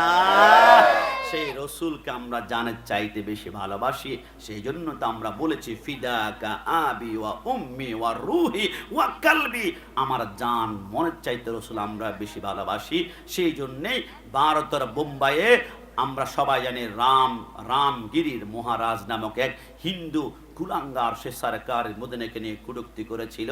বোম্বাইয়ে ঢুকে গিয়েছে মুসলমান নবী প্রেমিকদের 82,000 প্রাইভেট কার, 11,000 বাইক আর 500 বাস এবং 19,000 টাটা গাড়ি ঢুকে পড়েছে। প্রত্যেকটা নবী প্রেমিকদের জবানে একটাই আওয়াজ, নবী আমাদের চাইতে জানের চাইতে প্রিয়। প্রত্যেকটা আশিক রাসূলদার একটাই আওয়াজ বোম্বার জমিনে, গুস্তাখ রাসূল কি এক হি সাদা সারতান সে জুদা। গুস্তাখ রাসূলের একটা শাস্তি, তার দেহ থেকে মাথা আলাদা করে ফেলা হোক। কথা বলুন ঠিক কিনা? সরকার মদিনার শানে গুস্তাখি সব মেনে নেওয়া যায়, রসুলের শানে বেয়াদবি গুস্তাখি আমরা সুন্নি জনতা মেনে নিতে পারি? একটু জবান খুলে বলেন পারে? সেই রসুলের পক্ষে থাকলে 3 মিনিটে বলি, সেই রসুলের পক্ষ থাকলে অনেক গালি আপনাদেরকে শুনতে হবে। দুনিয়ার জমিনে একটা রমণী, একটা নারী, একটা মেয়ের সাথে প্রেম করতে হলে কত কলঙ্ক, কত বদনাম, কত রকমের কত অসংখ্য ধাক্কা আপনাকে খেতে হয়। মদিনাওয়ালার সাথে প্রেম করবেন, কলঙ্ক লাগবে না, বদনাম হবে না এমনটা কিন্তু না। রসুলের সাথে প্রেমের কানেকশন লাগালে বদনাম হতে হবে। আপনাকে মাজার পূজারি বলবে, আপনাকে বিদাতি বলবে, আপনাকে বিরানি খোর বলবে, আপনাকে জিলাপি খোর বলবে, আপনাকে তাবারক খোর বলে, চুপটি করে শুনে থাকবেন। শুধু কিয়ামতের ময়দানে রাসূলুল্লাহর কদমে আমরা সেটার বিচারে দিব। তবে মনে রেখো, আমরা সুন্নিরা বিদাতি নয়। মাইকের আওয়াজ যারা বাইরে থেকে শুনছ, আমি 2 মিনিটে প্রমাণ করতে পারবো সুন্নিরা বিদাতি নয়, একমাত্র জান্নাতি হচ্ছে সুন্নিরা। প্রমাণ চাও? তাহলে শুনো, আঙ্গুলের কর গণ। আমি যদি প্রশ্ন করি, who is the founder of Wahhabism, ওহাবিইজমের প্রতিষ্ঠাতা কে? তুমি বলবে আব্দুল ওহাব নজদি। আমি যদি প্রশ্ন করি, who is the founder of Jamaat Islami, জামাত ইসলামের প্রতিষ্ঠাতা কে? তুমি বলবে আবুল আলা মওদুদি। আমি যদি প্রশ্ন করি, who is the founder of আপনি দেওবন্দিজম, দেওবন্দিজমের প্রতিষ্ঠাতা কে? আপনি বলবেন কাশেম নানতুবি। আমি যদি প্রশ্ন করি, who is the founder of আহলে হাদিস, আহলে হাদিসের প্রতিষ্ঠাতা কে? আপনি বলবেন ইবনে তাইমিয়া। আমি যদি প্রশ্ন করি, who is the founder of Qadiani, কাদিয়ানীর প্রতিষ্ঠাতা কে? আপনি বলবেন মির্জা গোলাম আহমদ কাদিয়ানী। কিন্তু আমি যদি প্রশ্ন করি, who is the founder of আহলে সুন্নাত ওয়াল জামাত, আহলে সুন্নাত ওয়াল জামাতের প্রতিষ্ঠাতাকে only on one person जिसका कोई शान नहीं वो नबी हमारा है सय्यदुल मुरसलिन खातिमुन नबीन शाफिल मुज़निबिन अनसिल ग़ारिबिन रहमतल लिल आलमीन राहतल आशिकिन मुरादिल मुश्ताकिन शामसिल आरिफिन मिसबाहिल मुकर्रबिन सय्यदुस साकालान नबियुल হারামান ইমামুল কিবলাতান। তাহলে বোঝা গেল বিদআত শব্দের অর্থ নতুন আবিষ্কার, নতুন দল করেছ তোমরা, নতুন নেতা বানিয়েছ তোমরা, নতুন গ্রুপ বানিয়েছ তোমরা। কিন্তু আমরা সুন্নিরা নতুন দল বানাইনি। 1450 বছর আগে নবী যেই দল দিয়ে গিয়েছে, আমাদের হয়তো বা রিকশার ড্রাইভার হতে পারে, ভ্যান চালক হতে পারে, আমাদের টাকা পয়সা সম্পত্তির কম হতে পারে, কিন্তু হৃদয় ছিঁড়ে দেখাতে পারবো রাসূলুল্লাহর প্রেমের কোনো কমতি আমাদের হৃদয়ে যারা পরিমাণ নাই। সুন্নিরা বিদআতি নয়, যারা আমাদেরকে বিদআতি বলে গালি দেয় এরা নিজেরা বিদআতি, নিজেরা বিদআতি। সুন্নিরা একমাত্র জান্নাতি। ডান হাত তুলে বলো ঠিক কিনা? কি আমি প্রতিবাদ করেছি, আমার উপর রাগ করেছেন? কি আমার উপর কষ্ট পেয়েছেন? আমি প্রতিবাদ কেন করেছি একটা লাইন বললে আপনি বুঝতে পারবেন। তুমি মিসওয়াক করা ফজিলত তো জানো,